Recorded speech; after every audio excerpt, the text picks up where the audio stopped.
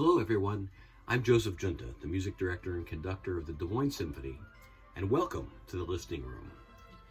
Now I've waited a very long time to conduct the program that is coming up on Saturday and Sunday, September 24 and 25 in the Civic Center with the Des Moines Symphony and renowned guitarist Sharon Isbin. I think it's a fantastic program and I don't think you'll want to miss it. Now these first concerts are of the orchestra's 85th season, mark the first Harriet S. and J. Locke Macumber Memorial Concerts, thanks to the largest estate gift in the Des Moines Symphony's 85-year history. This gift will allow us to perform works of great magnitude, along with interesting and renowned soloists each season. The Macumbers loved Des Moines and understood the importance of the arts, and their memory will live on through the music performed by the orchestra for many, many years to come. We begin with a world premiere commission work by the Des Moines Symphony to honor the memory of Harriet and Locke by living American composer Kevin Putz. It's called Heartland Cannons, and it's filled with celebratory sounds that are perfectly appropriate for the opening of the orchestra's 85th season. The piece is lively and brilliant and uplifting, and Kevin is one of America's most prominent composers living today. As a matter of fact, his newest opera, The Hours, is being performed by the Metropolitan Opera this fall. Next, living American composer Chris Brubeck's piece, Affinity, Concerto for Guitar and Orchestra, was written in 2015 for Sharon Isbin, who is our guest soloist for these concerts. This work has a variety of contrasting sections flowing freely from one to another. Virtuoso writing is influenced by jazz rhythms, reminiscent of ragtime with lots of syncopation. There's even a romantic waltz with beautiful and tasteful orchestration accompanying the guitarist.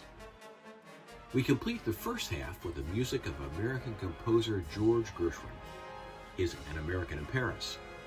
His popular and familiar piece, first premiered in 1928, is also jazz-influenced and was inspired from the time Gershwin spent in Paris. Now, in Gershwin's own words, he states, "My purpose here is to portray the impression of an American visitor in Paris as he strolls about the city, listens to the various street noises, and absorbs the French atmosphere. Blues, swing, syncopation are all included in this fantastic rhapsody." Now, Sharon Isbin is the first guitarist to be named Musical America's Instrumentalist of the Year. She's won multiple Grammys and founded the guitar department at the Juilliard School in New York City. She is the preeminent guitarist of our time, and I am so looking forward to working with her once again. Along with the Brubeck Affinity I spoke about earlier, she will also play Rodrigo's Fantasia para un Gentilhombre. The piece was written in 1954 and premiered by the San Francisco Symphony a few weeks later. Then, it was recorded by the famed Segovia, performing as soloist with the Symphony of the Air.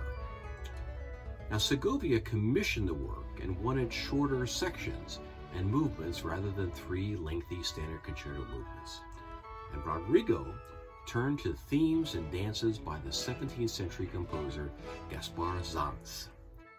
The title, Fantasy for a Gentleman, refers both to Sanz's own association with Spanish royalty, but also pays tribute to the great guitarist Segovia. This varied and exciting program closes with French composer Maestro Ravel's beautiful and elegant second suite from his ballet Daphnis and Chloe. Completed in 1912 and commissioned by the Ballet Russe and famed Russian ballet impresario Sergei Diaghilev, it's one of Russia's best and most passionate creations.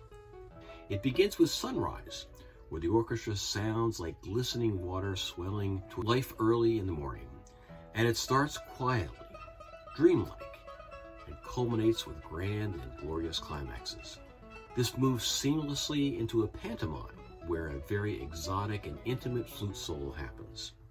And then, with great surprise, a lively dance with a full and very large orchestra, totaling over 100 musicians, whips the audience into a frenzy with a rousing climax seldom heard in classical music.